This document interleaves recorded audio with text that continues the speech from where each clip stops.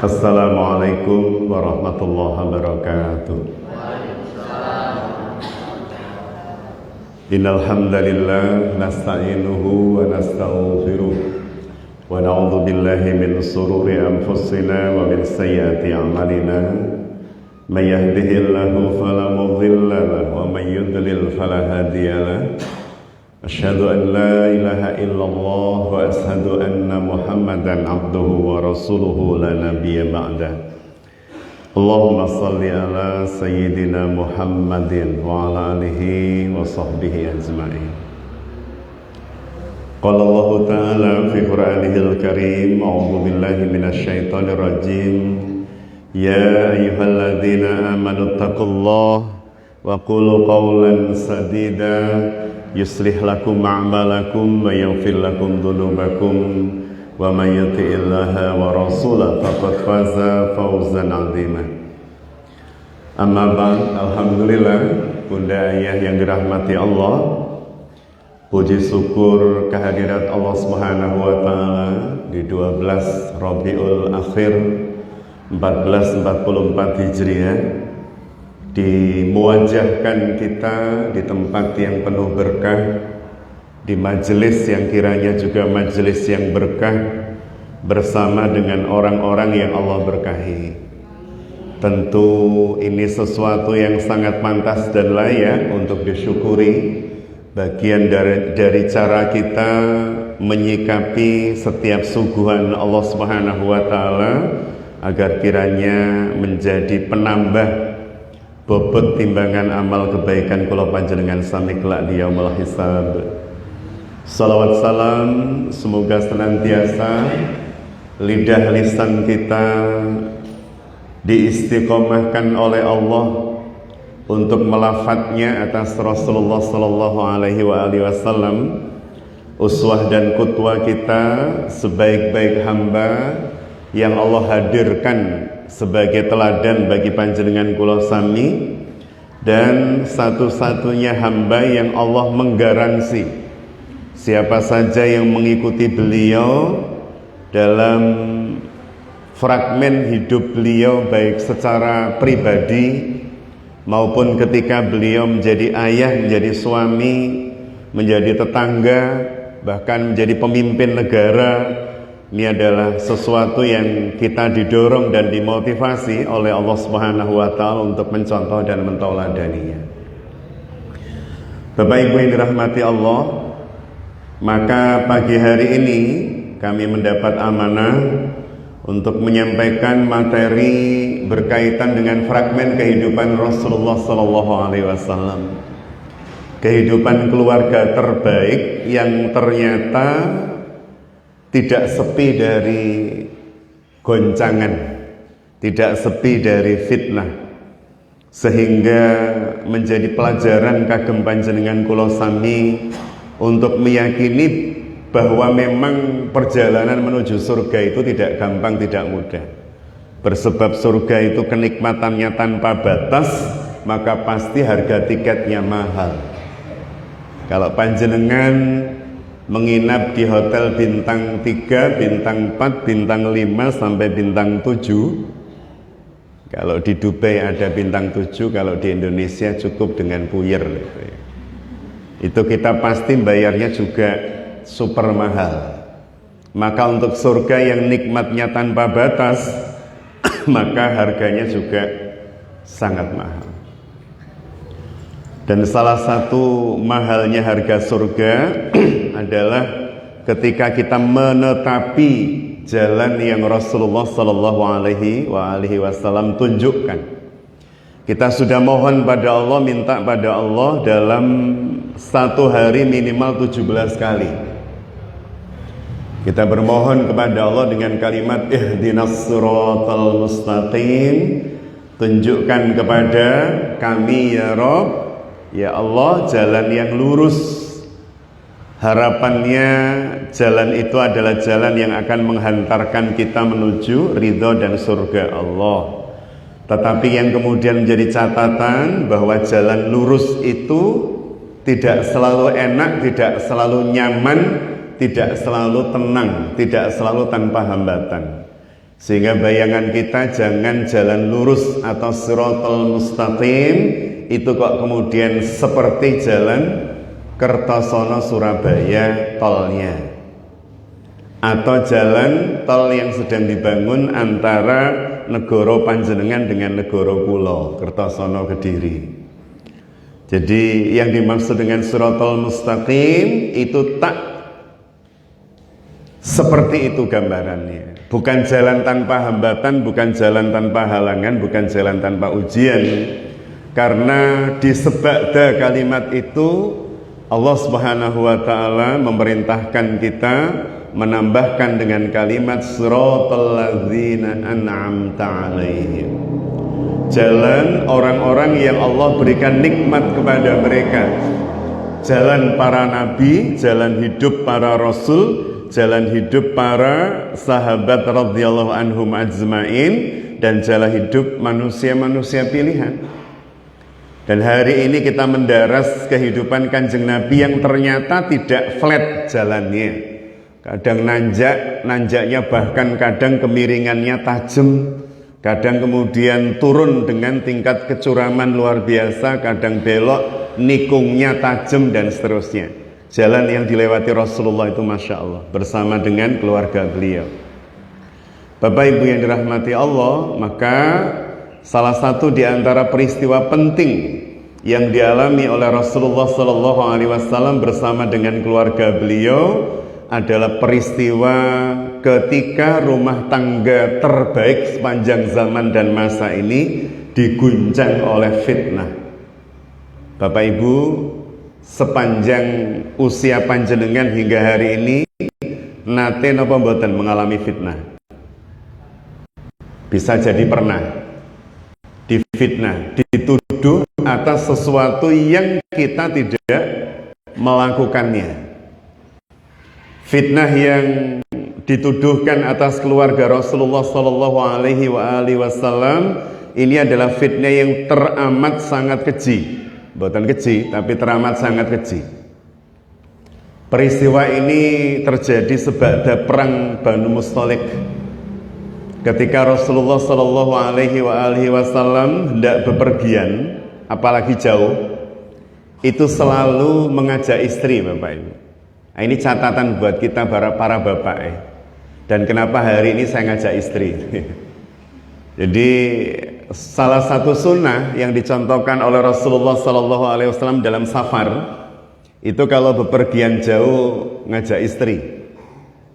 Dan karena istri Rasulullah Sallallahu Alaihi Wasallam lebih dari satu, maka cara mengajaknya diundi, Pak. Jenengan nggih napa ngoten? Oh nggih. Nggih mboten nggih. Jadi Rasulullah Sallallahu Alaihi Wasallam mengundi. Dan dalam ekspedisi Bani Mustalik ini, ketika diundi yang keluar nama Aisyah radhiyallahu anha, ibunda kita, Ummul Mukminin. Ada peristiwa-peristiwa penting dalam safarnya Kanjeng Nabi yang Allah Subhanahu wa taala mentakdirkan yang keluar itu nama-nama yang nantinya akan membuat sejarah besar dalam perjalanan itu. Di antaranya adalah Ummu Salamah ketika Rasulullah melaksanakan ibadah umroh yang gagal di tahun ke-6 Hijriah. Peristiwanya namanya Suluh Hudaybiyah, Perjanjian Hudaybiyah. Peristiwa yang kita bicarakan ini terjadi 1 tahun sebelum Hudaybiyah, tepatnya di bulan Sya'ban di tahun ke-5 Hijriah. Jadi Rasulullah Sallallahu Alaihi Wasallam melakukan ghazwah, perang dengan beliau sebagai pemimpinnya, bersama dengan ribuan pasukan menuju ke Banu Mustalik. Kita tidak membicarakan tentang pertempurannya, tapi kita membicarakan tentang kepulangannya. Pada saat pulang dari pertempuran yang dimenangkan oleh kaum muslimin dengan gilang gemilang itu, Rasulullah Sallallahu Alaihi Wasallam bersama pasukan bergegas menuju Madinah. Sampai di sebuah tempat di malam hari, pasukan sempat rehat. Kalau dulu kan belum ada rest area, Pak. Ya rehat gitu aja. Ketika kemudian sedang istirahat, tiba-tiba ibunda kita Ummul Mukminin Aisyah radhiyallahu anha keluar dari haudatsnya. Haudats itu kalau dalam KBBI, Kamus Besar Bahasa Indonesia, disebut sekedup. Semacam kabin kecil di atas puno onta. Rumah kecil, ruangan kecil. Tempat para wanita. Tempat para wanita terhormat ketika menjalani perjalanan jauh. Lah Ibunda Aisyah itu ada dalam haudats itu. Nah pada saat pasukan istirahat, Ibunda Aisyah keluar untuk menunaikan hajat. Jenengan bisa bayangkan ya, kalau di padang pasir Pak, tidak ada rest areanya. Di padang pasir ada orang yang ingin menunaikan hajatnya, pasti dia mencari tempat yang tidak bisa dilihat oleh orang lain.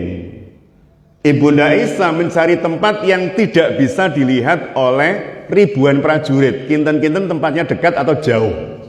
Jauh. Jalan Ibunda Aisyah malam itu. Jalan sampai kemudian ketemu dengan gundukan pasir yang sekiranya bisa menutup beliau dari pandangan para prajurit dan termasuk di dalamnya Rasulullah. Setelah itu beliau menunaikan hajatnya. Selepas kemudian beliau menunaikan hajatnya, mau balik ke pasukan karena jaraknya jauh. Ketika perjalanan mau balik ke pasukan, tanpa sadar beliau meraba-raba lehernya. Loh, kalung saya kok enggak ada? Padahal itu kalung pinjaman. Pinjam dari saudara tiri beliau, kakak tiri beliau, namanya Asma binti Abu Bakar radhiyallahu anha. Yang ketika kemudian Ibunda Aisyah ini meraba-raba kok dadanya tidak ada kalungnya, padahal itu kalung pinjaman. Dan dari situ kemudian muncul fikih buat para istri. Para istri kalau mendampingi suami dalam bepergian jauh atau penting, boleh meminjam barang saudaranya untuk menyenangkan suami, boleh. Ibunda Aisyah pinjam kalung. Wah, ibu-ibu langsung ngelis, Pak. Oh, dulurku duwe iki. Lumayan disele ya. Itu pinjam. Maka ketika kemudian tidak ada, beliau balik ke tempat beliau menunaikan hajat lagi. Ketika kemudian beliau balik, cari karena malam, agak lama nyarinya. Sampai kemudian ketemu, alhamdulillah beliau balik ke pasukan. Karena jaraknya jauh, nyampe di tempat pasukan ngumpul, beliau bengong karena pasukan sudah nggak ada. Termasuk Rasulullah. Artinya apa? Pasukan sudah bergerak menuju Madinah. Tapi ketika kemudian beliau melihat tidak ada lagi pasukan, bahkan tidak tampak dalam pandangan mata, berarti sudah jauh. Maka beliau kemudian berhusnudzon. Nah ini juga sikap istri yang luar biasa. Kita belajar, para bunda belajar dari Ummul Mukminin Aisyah radhiyallahu anha. Beliau berhusnudzon.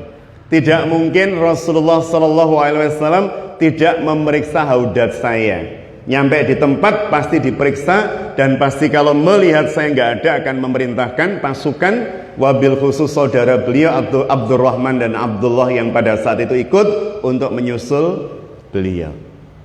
Husnudzon. Tidak kemudian suami sama pasukan udah pergi, ngene iki wong lanang, enggak begitu. Itu bukan Ibunda Aisyah. Bunda Aisyah sudah husnudzon, nanti mesti dijemput. Jenengan pernah Bu ditinggal suami di pasar? Oh pernah Bu, aduh, itu Bu ya, bisa ditunjukkan kisah ini itu ya.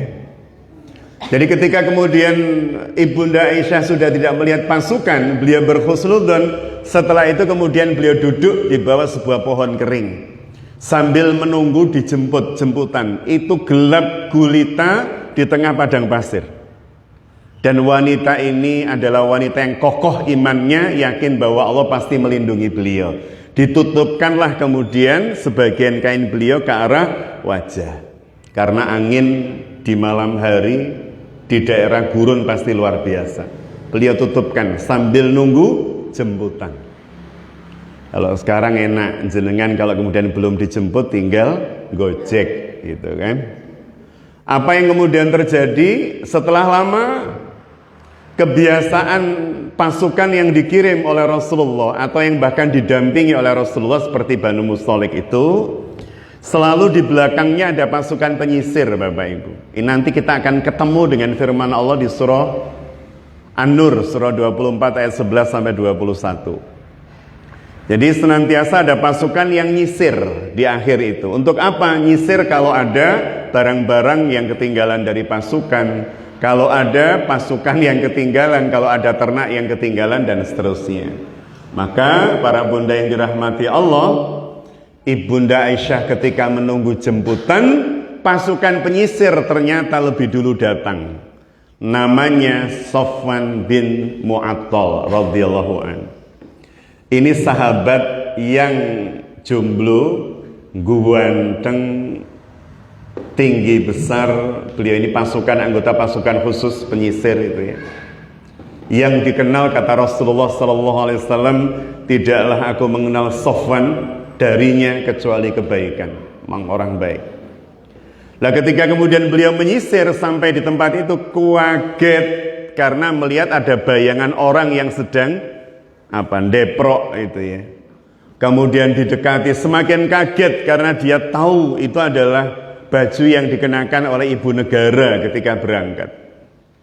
Sampai kemudian semakin dekat, taulah dia karena waktu itu ayat hijab belum turun. Ketika Ibunda Aisyah menurunkan kainnya, kelihatan wajahnya. Langsung kemudian laki-laki ini beristirja. Gimana Bu istirja? Innalillahi wa inna ilaihi raji'un. Jadi langsung innalillahi wa inna ilaihi raji'un. Ya Ummul Mukminin, wahai Ummul Mukminin. Maksudnya wahai Ummul Mukminin itu kok jenengan kentun. Baru kali ini ibu negara carry, Pak. Jadi beliau sempat kaget. Akhirnya kemudian dengan sangat takdim dan santun beliau mendekatkan untanya. Mendekatkan untanya, kemudian menderumkannya. Wa yubarriqul bir. Jadi untanya itu diderumkan. Ketika kemudian untanya diderumkan, karena untuk naik unta ini kan unta itu tinggi, nggak gampang, sehingga untuk naik unta itu harus dibuat menderum dulu, berek, deprok, baru kemudian naik. Lah untanya diderumkan. Ketika untanya diderumkan, Ibunda Aisyah naik. Baru kemudian oleh Sofwan bin Mu'attal, tali kekangnya dipegang dan dihela. Bangun lagi. Bergerak menuju ke Madinah. Pasukan Kanjeng Nabi sudah nyampe Madinah dini hari. Ketika nyampe di Madinah, seperti biasa semua diperiksa. Kanjeng Nabi langsung jujuk, langsung menuju ke Haudats untuk menjemput istrinya, menggandeng tangannya keluar dari Haudats. Kebiasaan Kanjeng Nabi begitu, Pak. Jenengan kalau membaca tulisan dari Dr. Soleh Al-Munajjid berkaitan dengan interaksi Rasulullah dengan istri-istri beliau, kadang bahkan beliau itu nyepak nih lututnya agar supaya istri ketika turun dari Haudats itu enak. Jadi jejak mangkring atau meletakkan kakinya di paha Rasul dulu, dari unta plek baru turun ke tanah. Pernah Bu bapak-bapak menyediakan lututnya buat jenengan dari mobil? Dereng nggih? Nanti dicoba Pak nanti. Itu kalau mobilnya tinggi itu ya. Rasul itu keren, romantis, sangat romantis.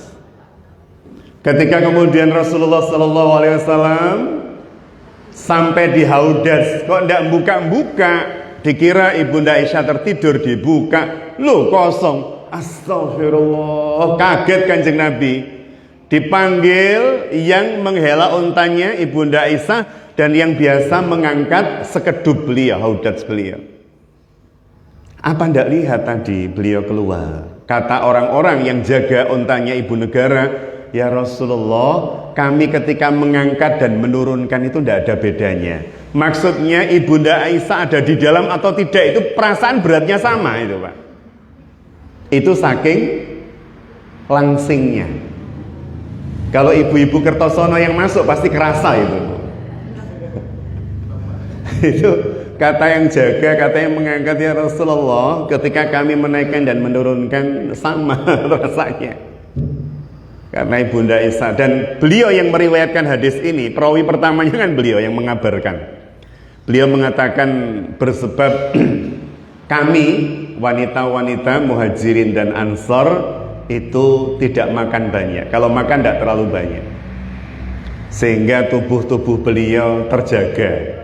Dan bahkan Ibunda Aisyah menyebutkan, seringkali kami menyambut para suami ketika pulang dari bepergian jauh atau bertempur dengan baju-baju kemanten kami, baju-baju pernikahan kami. Berarti masih cukup, Pak, Bu. Baju mantannya masih cukup, Bu, insya Allah ya. Cukup. Jadi ketika kemudian dibuka Kanjeng Nabi nggak ada, langsung diperintahkan pasukan untuk nyusul. Tapi itu udah jelang subuh. Sholat subuh dulu, pasukan yang mau nyusul sudah mau bergerak. Ketika matahari sudah mulai muncul, terlihat dua orang sedang bergerak memasuki pintu gerbang Madinah. Ketika cahaya matahari sudah agak meninggi, maka tampaklah oleh orang-orang di Madinah masuknya unta Ibunda Aisyah yang dituntun oleh Sofwan bin Mu'attal sampai griya, sampai dalam di depan Rasulullah, diturunkan masuk rumah dan Rasul berterima kasih. Tetapi ternyata Bapak Ibu yang dirahmati Allah, peristiwa seperti inilah yang ditunggu-tunggu oleh kaum munafik Madinah.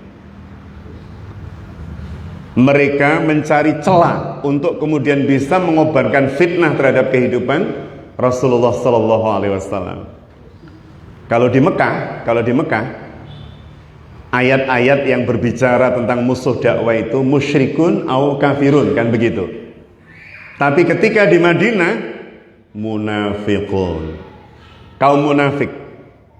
Dan kita sangat heran terhadap kaum munafikun Madinah. Mereka itu sholat juga ngikut Rasul, hampir tiap hari melihat kebaikan Rasulullah, kelembutan beliau, adab beliau. Gitu ternyata menjadi musuh yang sangat keras, yang dipimpin oleh Abdullah bin Ubay bin Salul. Jadi bunda yang dirahmati Allah, apa yang kemudian terjadi? Abdullah bin Ubay bin Salul langsung membuat iklan, pengumuman. Kalimatnya halus tapi nunjem. Dia teriak-teriak, ya ma'asyiral Yasrib, hei orang-orang Yasrib, lihatlah apa yang ada dalam benak kalian, apa yang ada dalam pikiran kalian. Dia tidak langsung menuduh ibu negara begini, mboten. Apa yang ada dalam hati dan pikiran kalian, jika ada seorang laki-laki muda, cakep, ganteng, hanya berduaan dalam sebuah perjalanan panjang dengan seorang wanita muda, cantik, dan bersuamikan seorang laki-laki yang sudah tua. Maksudnya Rasulullah, Pak. Rasul waktu itu kan usianya sudah 60 tahun.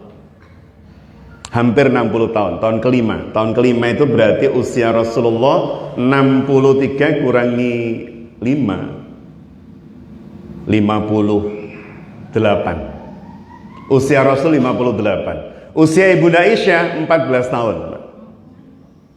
14 tahun. 14 tahunnya orang hari itu, Bu. Nenek saya itu menikah usia 12 tahun, punya anak 15, Bapak Ibu. Nenek saya. Bapak saya itu nomor 14. Dan gak kaget karena usia 12 hari itu dewasa memang cara berpikirnya dan seterusnya. Hari ini kadang usia 17, 18 itu masih nge-game saja. Masih kanak-kanak, sudah balik tapi belum akil. Itu mayoritas anak remaja hari ini. Semoga tidak dengan anak-anak kita. Jadi bunda yang dirahmati Allah, Ibunda Aisyah masih 14 tahun, Rasulullah 58 tahun.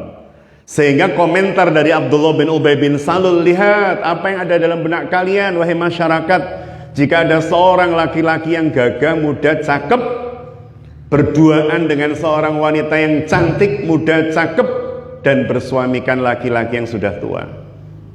Ini kan kalimat sangat sarkastik, kasar, tidak sopan, tapi dibangun sedemikian rupa sehingga kemudian orang mulai mikir juga, iya ya, saapi-api wong jika kemudian cuman berdua dalam perjalanan di malam hari dan lumayan panjang, yang laki-laki cakep masih muda, yang perempuan cakep masih muda, Mungkin nggak orang berpikir yang enggak Pak? Halo? Mungkin apa sangat mungkin? Sangat mungkin. Itu yang dibangun, narasi yang dibangun oleh Abdullah bin Ubay bin Salul, bahwa tidak ada manusia yang bersih termasuk ibu negara. Wah, akhirnya menjadi hamalatul hams Bapak Ibu, menjadi perang bisik-bisik, menjadi berita hoax yang diviralkan. Oh, jadi viral. Wah, di mana-mana itu headline media, seandainya ada headline itu ya, media. Itu begitu, cuman media zaman dulu kan digantikan oleh para penyair. Jadi hampir di setiap sudut-sudut kota para penyair kemudian bersair tentang kemungkinan-kemungkinan yang bisa terjadi kalau ada dua orang berlainan jenis, muda, cakep, sama-sama cakep, apa yang kemudian terjadi. Mereka bersair, mengumbar itu semua. Dibayar oleh Abdullah bin Ubay bin Salul.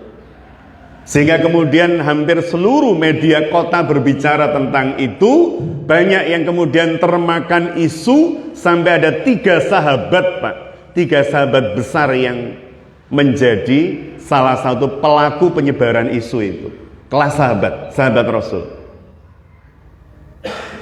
Yang pertama Hasan bin Sabit radhiyallahu an, salah seorang yang dikenal sebagai penulis di zaman Rasulullah. Kemudian yang kedua adalah Hamna binti Jaish. Beliau ini adalah adik ipar Rasulullah. Adik ipar Rasul itu punya istri Bapak Ibu namanya Zainab binti Jahsh. Hamna ini adiknya Zainab binti Jahsh. Hamna binti Jahsh ini juga ikut menyebarkan. Yang ketiga namanya Mistah bin Usasah. Ini alumni perang Badar, alumni Badar, ikut nyebarkan. Maka nanti kita lihat teguran Allah dan hukuman Allah bagi beliau-beliau ini. Ini orang-orang baik. Artinya orang yang baik, beriman, mukmin, tidak menjamin dari perilaku salah. Gitu betul? Orang yang baik, orang yang mukmin ketika terus mendapat informasi meskipun itu tidak benar, jika kemudian dibicarakan banyak orang, saged napa mboten percados? Bisa. Bahkan bisa jadi kita pernah melakukannya, membroadcast sesuatu yang belum tentu bisa jadi kita pernah begitu. Ini 3 orang yang kemudian masuk dalam lingkaran penyebaran berita itu. Ada Hamna binti Jahsh radhiyallahu anha, ada Hasan bin Sabit, dan ada Mistah bin Usasah radhiyallahu anhuma. Dan Mistah ini alumni Badar. Alumni Badar itu istimewa Pak, dalam sejarah Islam itu sangat istimewa. Bahkan mereka punya hak istimewa. Tapi ternyata Mistah juga ikut menyebarkan. Dan Mistah ini adalah sepupunya Abu Bakar As-Siddiq. Berarti kalau sepupunya Abu Bakar dengan Aisyah, dia termasuk paman kan begitu. Paman sepupu. Ternyata ikut nyebarin. Dan Mistah bin Usasah ini adalah keluarga yang ditanggung ekonominya oleh Abu Bakar As-Siddiq, termasuk ibunya. Ikut nyebarkan. Apa yang kemudian terjadi ketika kemudian semakin menyebar Pak? Rasulullah SAW mulai merasa tidak nyaman. Orang bicara tentang istri beliau, bicara, semakin banyak bicara, semakin banyak media yang membicarakan. Bisa jadi napa mboten? Mungkin enggak Rasulullah terpengaruh meskipun kecil sekali? Mungkin Pak. Kanjeng Nabi itu manusia seperti jenengan dan saya. Yang Allah menyebutkan di dalam ujung suratul Kahfi, Ana basyarum mislukum yuha ilayya. Saya itu manusia seperti kalian. Yang bisa sedih, bisa khawatir, bisa jengkel, bisa marah, bisa bersuka cita, bisa bergembira. Itu Rasulullah persis seperti kita. Cuman bedanya yuha ilayya, saya dapat wahyu, kata Rasulullah ya, wahyu Allah. Dan dengan itulah kemudian Rasul dipilih oleh Allah bersebab kapasitas sabarnya hatinya, lapangnya fikirnya, kecerdasannya, dan seterusnya. Manusia biasa, tapi jauh lebih utama dibanding kula panjenengan sami. Jadi Rasul sempat goyah Pak. Ketika kemudian semua orang berbicara, apalagi orang-orang baik juga mulai ikut membicarakan, menyebarkan. Sampai kemudian Rasul bertanya-tanya. Akhirnya apa yang terjadi? Karena ini urusan negara Pak. Dan 1 minggu, 2 minggu belum selesai, Rasul mengumpulkan orang-orang terdekat beliau. Yang pertama, Barirah. Siapa itu? Pembantu Ibunda Aisyah yang biasa dampingi beliau, panggil oleh Rasul. Yang kedua, Usamah bin Zaid radhiyallahu anhuma. Usamah putra dari Zaid bin Harisah, cucu angkat Rasul, yang juga dekat dengan Ibunda Aisyah. Yang ketiga, orang sahabat yang dijuluki Babul Ilm karena saking cerdasnya, sepupu sekaligus menantu Rasulullah SAW, Ali bin Abi Thalib. Kumpulkan 3 orang. Ditanya oleh Rasulullah SAW, karena waktu itu umat sudah akan tempur, Pak. Antara Aus dan Khazraj itu saling menuduh. Jadi dari kalangan Aus, tokoh Aus itu namanya Sa'ad bin Mu'ad radhiyallahu an. Beliau tahu bahwa yang menyebarkan fitnah pertama ini adalah Abdullah bin Ubay bin Salul dari kabilah Khazraj. Jadi Ansor, kaum Ansor Madinah itu kan terbagi jadi 2, Aus dan Khazraj, kabilahnya. Aus, pimpinan Sa'ad bin Mu'ad, tahu kalau yang godok ini, yang nyebarkan ini, yang goreng ini adalah orang-orang munafik dari kabilah Khazraj. Maka beliau berdiri sebelum Rasul mengumpulkan 3 orang. Ya Rasulullah, izinkan saya memenggal kepala siapa saja yang menjadi penyebar fitnah ini. Kata Sa'ad bin Ubadah, pemimpin Khazraj, Muslim, mukmin. Sa'ad bin Ubadah itu pemimpin yang dicintai Rasul. Dia mengatakan berdiri karena dia tahu Abdullah bin Ubay bin Salul yang dituju oleh Sa'ad bin Mu'ad dan dia dari kabilah Khazraj. Dia langsung bilang, ya Sa'ad, saya tahu jika dia bukan orang dari Aus engkau mengucapkan itu, tapi jika dia dari Aus pasti engkau tidak berani mengucapkan kalimat itu. Sa'ad bin Mu'ad, bahkan seandainya saya dari Khazraj, saya juga akan mengucapkan itu. Udah mau perang sahabat itu, Pak. Orang-orang Yahudi bertambah-tambah seneng ya, mengadu domba. Umat Islam sudah saling berpegang pada kabilah dan itu sangat berbahaya. Makanya Rasul itu melarang ta'assub. Ta'assub itu bangga dengan suku, bangga dengan kabilah. Siapa pemimpin yang paling layak di Indonesia? Orang Jawa itu bahaya, Pak, kalimat itu. Kebanggaan terhadap suku. Rasul mengatakan man da'a ila asobiyah, ya, barang siapa yang menyeru pada kesukuan, menyeru pada kekabilahan, maka laisa minni, kata Rasul. Dia bukan termasuk golongan saya, kata Rasulullah. Tidak boleh.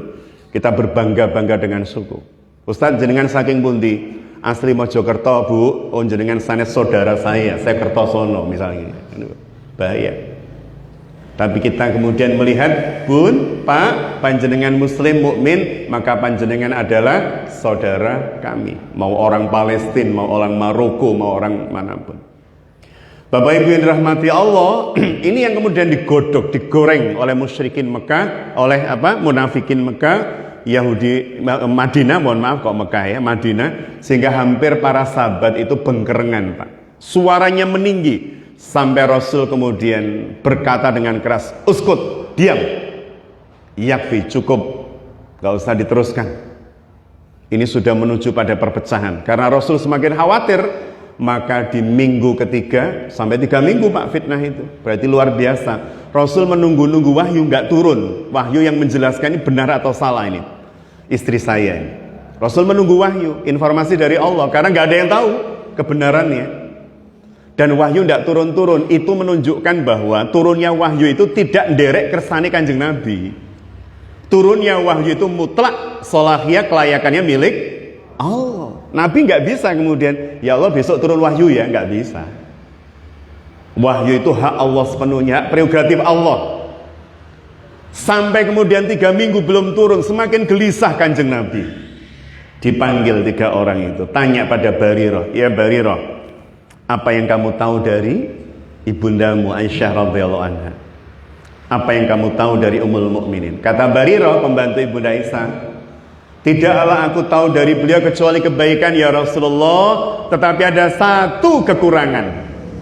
1. Bertahun-tahun beliau ikut Ibunda Aisyah, yang beliau temui cuma kebaikan, tapi ada 1 kekurangan. Mada, kata Rasul, apa? Sampaikan. Maka kemudian disampaikan oleh Barirah kepada Rasulullah SAW, ya Rasulullah, pernah Ibunda Aisyah itu pas membuat kue ketiduran sehingga dimakan kambing. Kekurangannya cuma itu, Pak. Saya membaca hadisnya, kekurangannya apa ya? Kebayangkan, wah macam-macam. Ternyata kekurangannya cuma pernah ketiduran, kuenya dimakan kambing. Rasul tersenyum sambil bertanya kepada Usamah, ya Usamah, fandur madza tara, apa pendapatmu tentang Ibunda Aisyah? Sampaikan. Usama bin Zaid, cucu angkat yang sangat dicintai Rasulullah ini, kemudian bilang, ya Rasulullah, sebelum aku menyampaikan pendapatku, izinkan aku bertanya, dulu yang memilihkan panjenengan untuk menikah dengan Ibunda Aisyah itu sinten? Siapa ya Rasul? Kata Rasulullah, Allah. Karena sebelum aku menikah dengan Aisyah, aku bermimpi, Jibril datang dalam mimpiku membawa satu helai kain yang ketika dibuka ada wajah Aisyah, dan Jibril mengatakan, ya Rasulullah, inilah yang akan mendampingi atau menjadi pendamping panjenengan dunia hingga surga. Berarti yang memilihkan Aisyah kepada Rasul untuk dinikahi adalah Allah. Maka kata Usama bin Zaid, jika yang memilihkan Allah pasti bersih, pasti bersih. Tidak mungkin Ibunda Aisyah melakukannya. Belum puas Rasulullah tanya pada Ali, ya Ali, fandur madza tara, apa pendapatmu? Dan kita tahu Ali bin Abi Thalib ini seorang laki-laki yang sangat dekat dengan Rasulullah, karena sejak kecil nderek Kanjeng Nabi. Dulu Kanjeng Nabi kecil nderek bapaknya Ali, Abu Thalib. Ketika Rasul sudah menikah, Ali ikut Rasulullah dan Khadijah ibunda kita radhiyallahu anha. Ali ikut. Jadi Ali dengan Rasul dekat banget. Bukan hanya sepupu, bahkan diambil menantu. Bahkan saking dekatnya Ali bin Abi Thalib dengan Rasulullah itu, kadang guyonan antara menantu dengan mertua ini guyonan yang keren, Pak. Duduk dalam sebuah undangan, Rasulullah disuguhi kurma, ada ajwa, ada ambar, ada macam-macam. Kalau sekarang yang kenal majul, kurma yang besar-besar, tapi itu ternyata dari Amerika itu ya, pengembangannya. Itu disuguhkan di hadapan Rasulullah kurma itu. Rasul ngobrol sama sebelahnya, Ali di samping Rasul sini. Ketika Rasul ngobrol sama sebelahnya, mungkin tuan rumah atau sahabat yang lain, Ali makan kurma. Setiap makan kurma buahnya kurma. Setiap makan kurma isinya ditaruh di depan duduknya Rasulullah. Rasul habis ngobrol di depan, Rasul ambis wakil. Ali tersenyum, ya Rasulullah, saya baru tahu kalau jenengan itu suka dengan kurma sampai segini.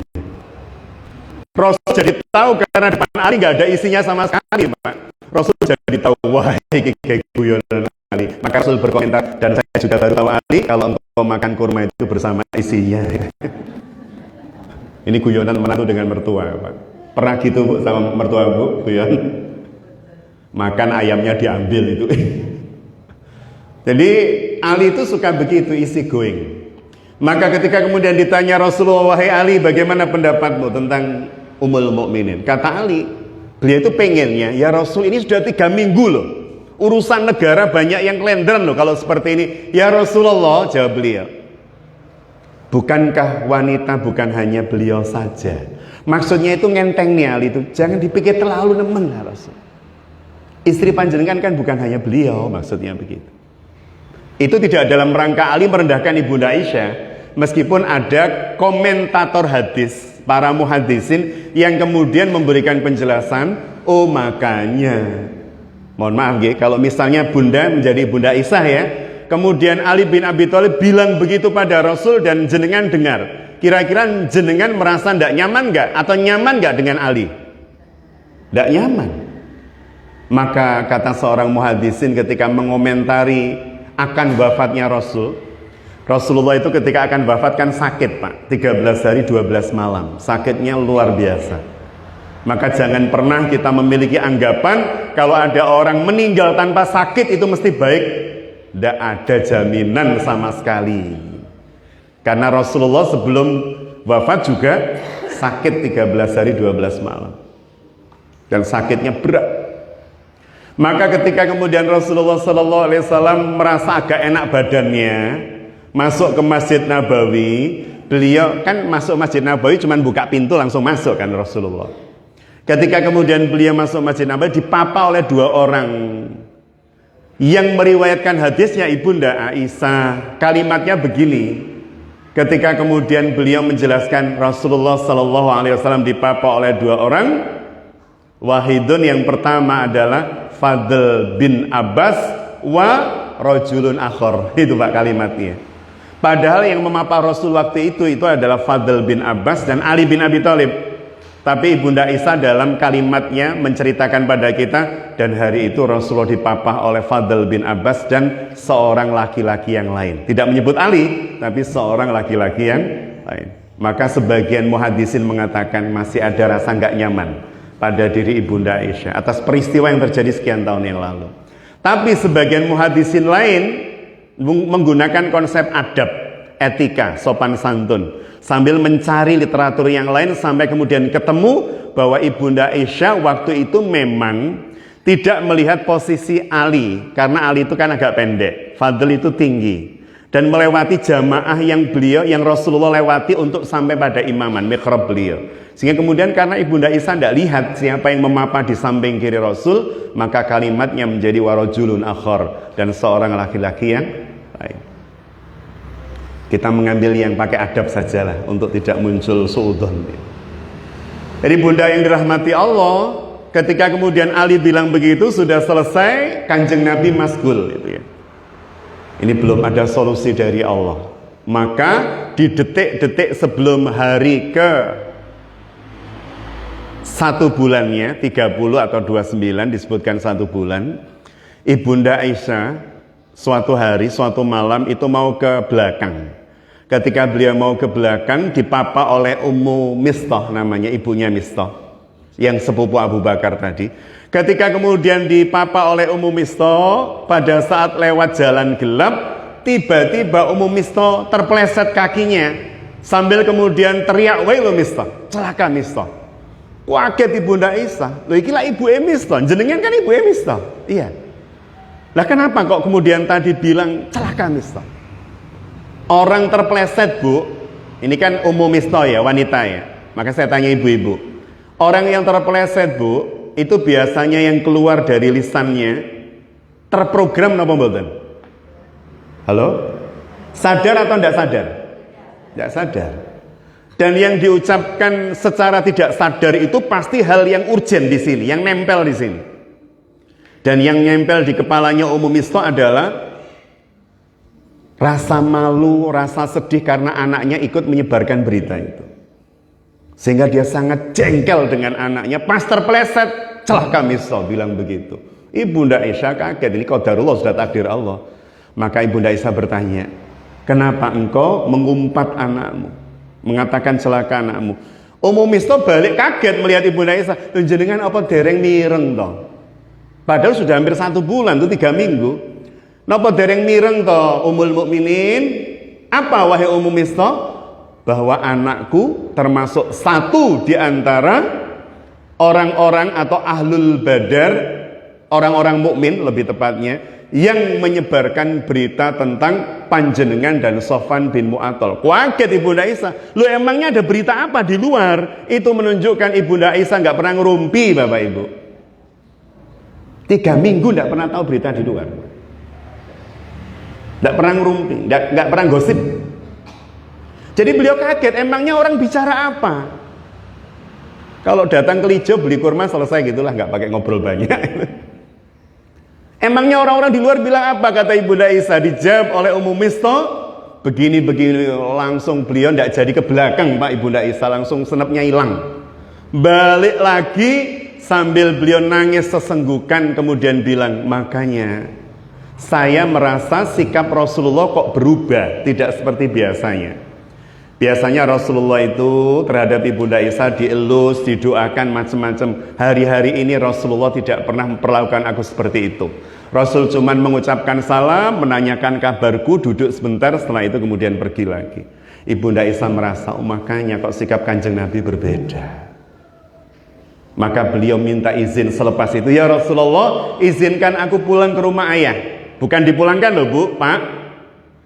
Meminta izin pulang.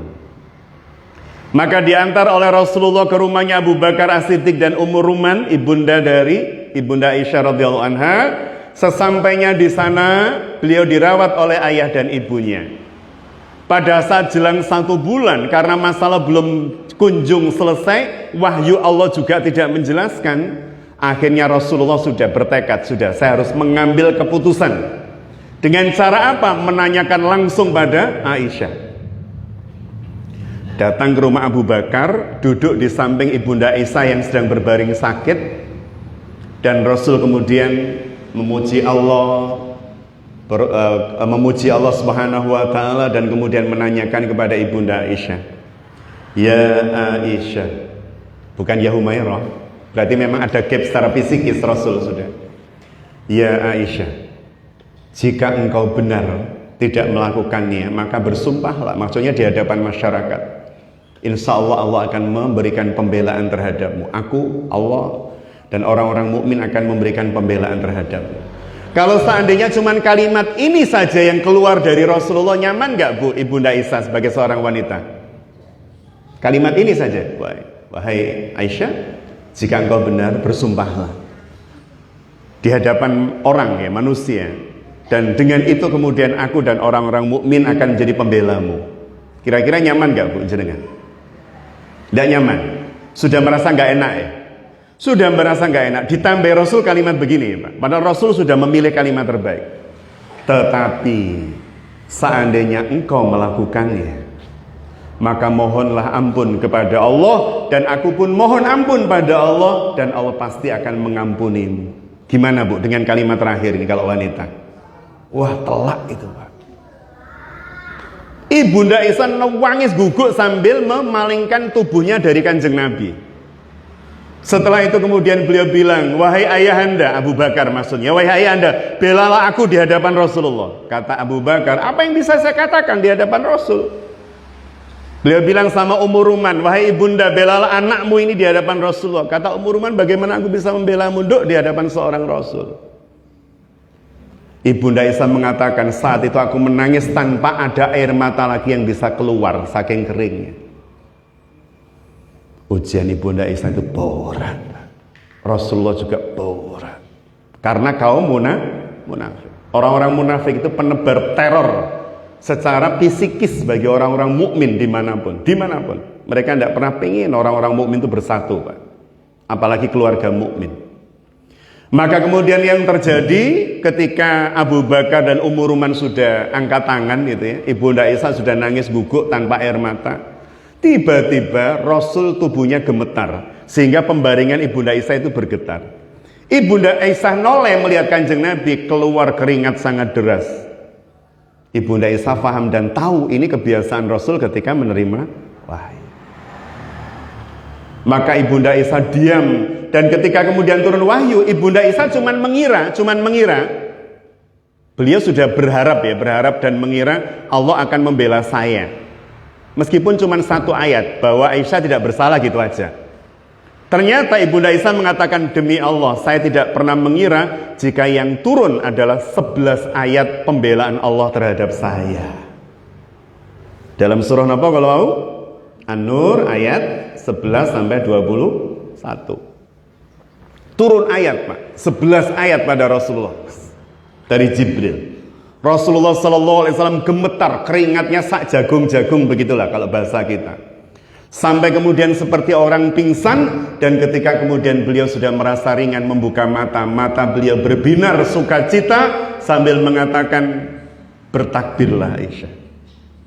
Jadi beliau sendiri mengucapkan Alhamdulillah, Allahu Akbar. Ibunda kita sujud syukur, kanjeng Nabi sujud syukur, Abu Bakar dan Ummu Ruman sujud syukur. Setelah itu Abu Bakar bilang begini, wahai putriku, berterima kasihlah pada Rasulullah yang telah menyampaikan pembelaan atasmu melalui wahyu Allah. Apa kata Ibunda Aisyah yang meriwayatkan hadis ini? Jenengan tinggal googling hadis riwayat Bukhari Muslim dalam kitab Sahihain tentang hadisul ifki. Hadis ini 2 lembar Bapak Ibu, panjang. Siapa perawi pertamanya? Ibunda kita Aisyah yang bercerita langsung. Jadi beliau begini kalimatnya ketika Abu Bakar bilang, wahai putriku, berterima kasihlah engkau pada Rasulullah yang telah menyampaikan pembelaan atasmu melalui wahyu Allah. Kata Ibunda Aisyah, enggak, aku akan berterima kasih pada Allah yang telah membelaku. Bukan berterima kasih pada Rasul Pak, itu saking jengkelnya. Kinten-kinten wajar apa mboten, Pak? Lah ibu yang bilang ibu loh, Pak. Wajar. Wajar. Rasul itu manusia biasa, Pak, yang bisa sedih, bisa jengkel, kadang bisa terpengaruh begitu. Sehingga kemudian Allah Subhanahu wa taala menurunkan ayat, kita lihat kalimatnya ya. A'udzubillahi minasyaitonirrajim. Innalladzina ja'u bil ifki. Ifki itu berita bohong. Hadisul ifki itu kabar bohong. Ifki, bohong. Sesungguhnya orang-orang yang kata Allah Subhanahu wa taala membawa bil ifki usbatu minkum, berita bohong itu adalah dari golongan kamu juga, ada yang dari golongan kalian juga. Maksudnya orang-orang yang pinter, mukmin, hebat, ternyata katut menyebarkan berita. Sampai para ulama hadis itu, Pak, menganalisa kok bisa ya. Sampai ketemu beberapa jawaban. Salah satunya, contoh ya, tadi ada seorang wanita yang ikut menyampaikan berita bohong. Sinten kalau yang saya sebut? Hamnah binti Jahsh. Siapa dia? Adik ipar Rasulullah. Siapa kakaknya? Zainab binti Jahsh. Siapa Zainab binti Jahsh? Istri Rasul. Jadi di Madinah, kalau jenengan ke Madinah, semoga dimudahkan seluruhnya bersama keluarga.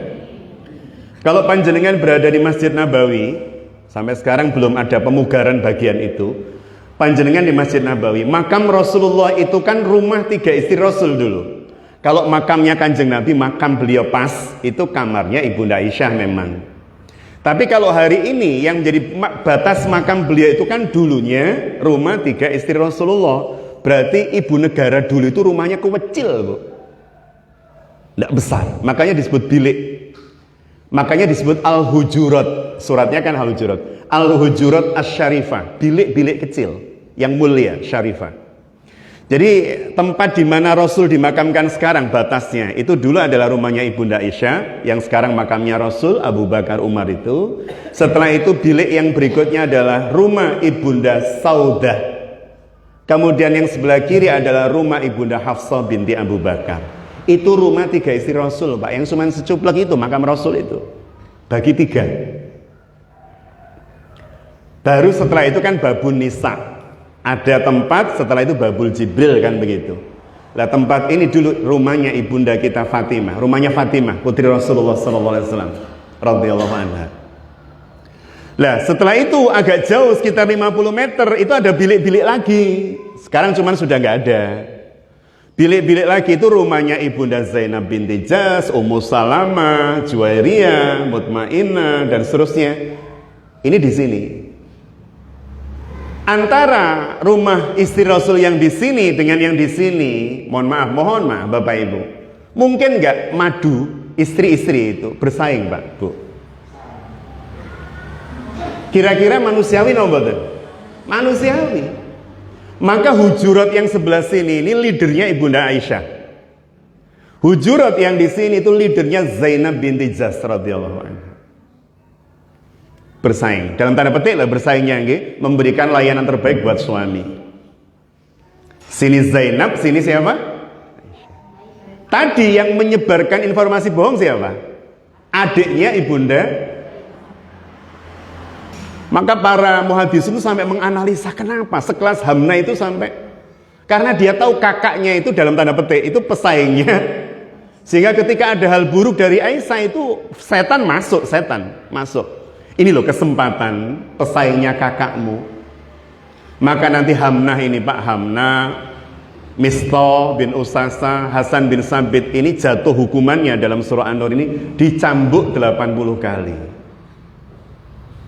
Didera 80 kali cambukan. Padahal itu adik ipar Rasul, tapi Rasul harus sangat tegas karena ini hukum Allah dan Allah yang memerintahkan. Jadi bunda yang dirahmati Allah, itu perintah Allah Subhanahu wa taala terhadap kaum muslimin, kaum mukminin gitu ya. Ketika kemudian mereka menyebar informasi bohong dengan kalimat Allah menyampaikan sesungguhnya orang-orang yang membawa berita bohong itu adalah dari golongan kalian juga sebagiannya. Minkum. Janganlah kalian kira bahwa berita bohong itu buruk bagi kalian, bahkan ia adalah baik. Kenapa? Karena dengan berita bohong itu akhirnya tersingkap siapa munafikun di Makkah, di Madinah, tersingkap semuanya. Oh ini.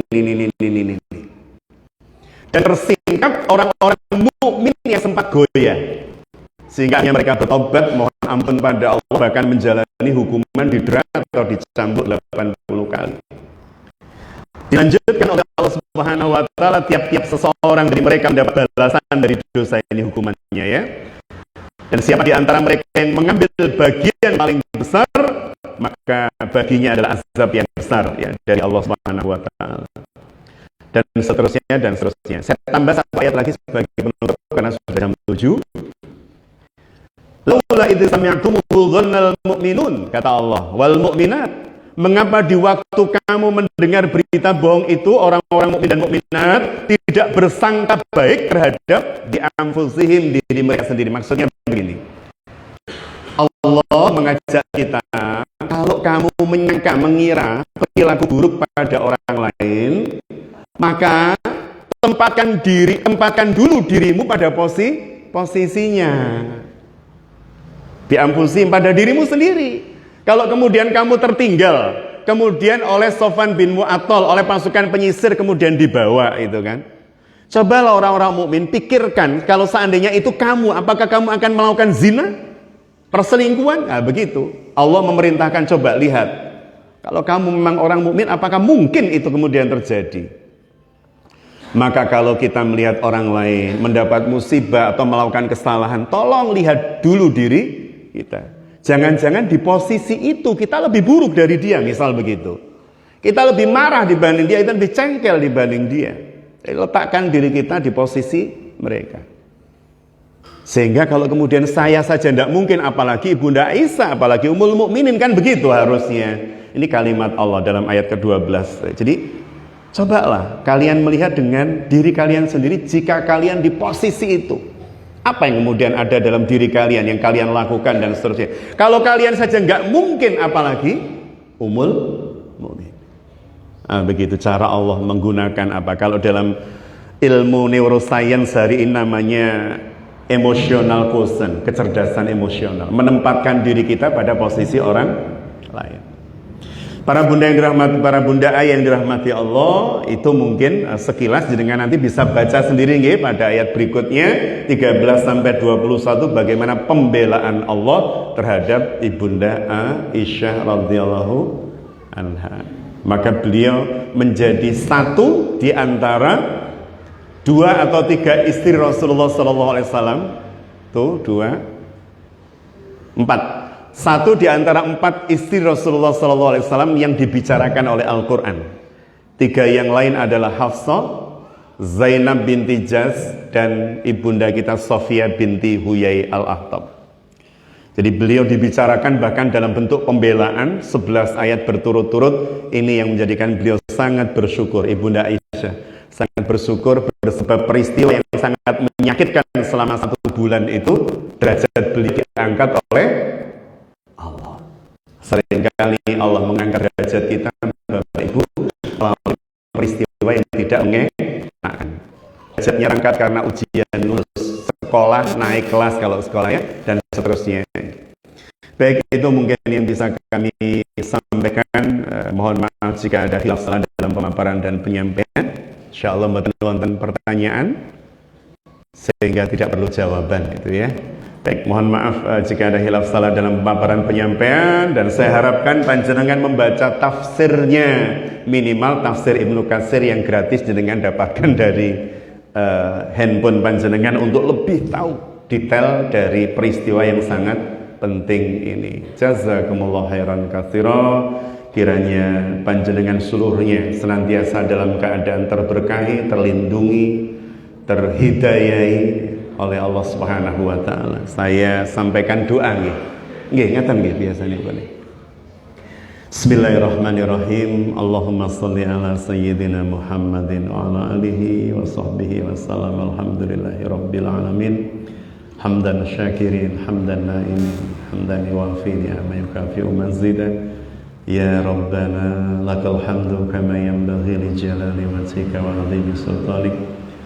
Rabbana ighfir lana wa li walidayna warhamhuma kama rabbayana shighara. Rabbana ighfir lana wa li walidayna warhamhuma kama rabbayana shighara. Rabbana ighfir lana wa li walidayna warhamhuma kama rabbayana shighara. Rabbana ighfir lana wa li walidayna warhamhuma kama rabbayana shighara. Rabbana ighfir lana wa li walidayna warhamhuma kama rabbayana shighara. Rabbana ighfir lana wa li walidayna warhamhuma kama rabbayana shighara.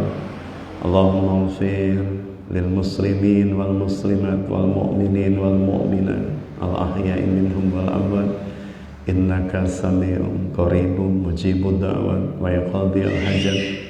Rabbana amanna bima anzalta wa taba'na rasul faktubna ma'asy syahidin.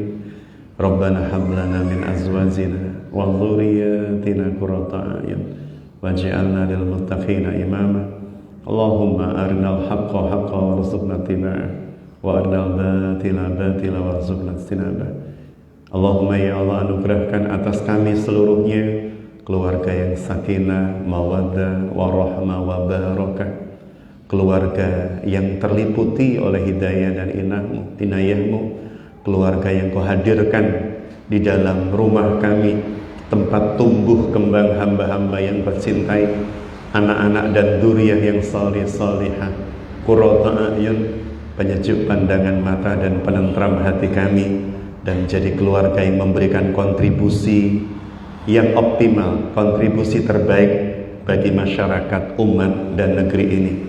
Rabbana atina fid dunya hasanah wa fil akhirati hasanah wa qina adzabannar wa adkhilnal jannata ma'al abrari aziz ya ghafar ya rabbal alamin. Subhana rabbika rabbil izzati amma yasifun wassalamun alal mursalin walhamdulillahi rabbil alamin. Amin ya rabbal alamin. Demikian bunda yang dirahmati Allah, billahi taufiq wal hidayah, wallahul muwaffiq ila aqwamit thoriq. Assalamualaikum warahmatullahi wabarakatuh.